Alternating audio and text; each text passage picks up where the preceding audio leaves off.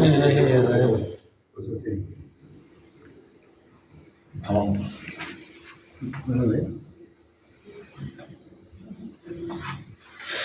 Allah yakmaya başladı. Yakıyor. Yaksın. İstediğini söyleyebilirsin. Cemil abi ne yapıyor? Karnı kırma. Yok orada. İyileştirip gelecek. Tekrar doğa bırakacağız hocam. Evet değerli arkadaşlar, şu anda güvercinimiz yaklaşık 3-4 gündür okulda mahsur kalmıştı.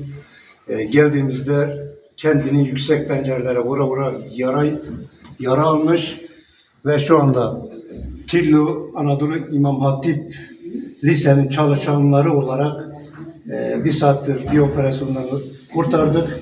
Şu anda yarasını temizleyip tedavisini yaptık. Tekrar doğaya bırakacağız.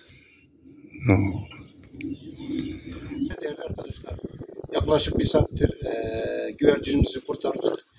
Biz Tillo Anadolu İmam Hatip Lisesi çalışanı olarak güvercinimizi kurtardık. Yarasını temizleyip tekrar doğaya salıyoruz.